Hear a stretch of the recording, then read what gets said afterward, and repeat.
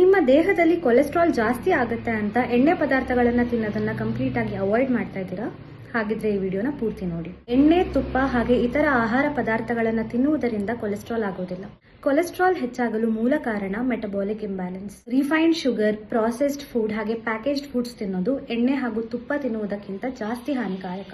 ಸಕ್ಕರೆ, bakery items ಹಾಗೆ ಮೈದಾ ಇರುವಂತಹ ಆಹಾರ ಪದಾರ್ಥಗಳನ್ನು ಸೇವಿಸಿದಾಗ ನಮ್ಮ ದೇಹದಲ್ಲಿ ಇನ್ಸುಲಿನ್ ಹೆಚ್ಚಾಗುತ್ತೆ, ಹಾಗೆ ಲಿವರ್ ಫ್ಯಾಟ್ ಪ್ರೊಡ್ಯೂಸ್ ಮಾಡುತ್ತೆ, ಹಾಗೆ ಕೊಲೆಸ್ಟ್ರಾಲ್ ಜಾಸ್ತಿ ಆಗುತ್ತೆ. ಮತ್ತೆ ಇತರ ಕಾರಣಗಳು ಸ್ಟ್ರೆಸ್, ಹಾರ್ಮೋನಲ್ ಇಂಬ್ಯಾಲೆನ್ಸ್, ನಿದ್ದೆ ಕೊರತೆ, ಕಡಿಮೆ ಫಿಸಿಕಲ್ ಆಕ್ಟಿವಿಟಿ ಹಾಗೆ ಸ್ಲೋ ಮೆಟಬಾಲಿಸಮ್. ಹೆಚ್ಚಿರುವಂತಹ ಕೊಲೆಸ್ಟ್ರಾಲ್ ಅನ್ನ ಕಡಿಮೆ ಮಾಡ್ಕೋಬೇಕು ಅಂತ ಹೇಳಿದ್ರೆ ಹೆಚ್ಚು ನಾರಿನಾಂಶ ಇರುವಂತಹ ತರಕಾರಿ ಹಾಗೆ ಸೊಪ್ಪನ್ನ ಸೇವಿಸಬೇಕು. ದಿನ ಯೋಗ ಹಾಗೆ ಪ್ರಾಣಾಯಾಮವನ್ನ ಮಾಡಬೇಕು. ಡಾಕ್ಟರ್ನ ಗೈಡೆನ್ಸ್ ಜೊತೆಗೆ ಡಿಟಾಕ್ಸ್ ಥೆರಪಿ ಹಾಗೆ ಫಾಸ್ಟಿಂಗ್ ಥೆರಪಿಯನ್ನ ಮಾಡಬೇಕು.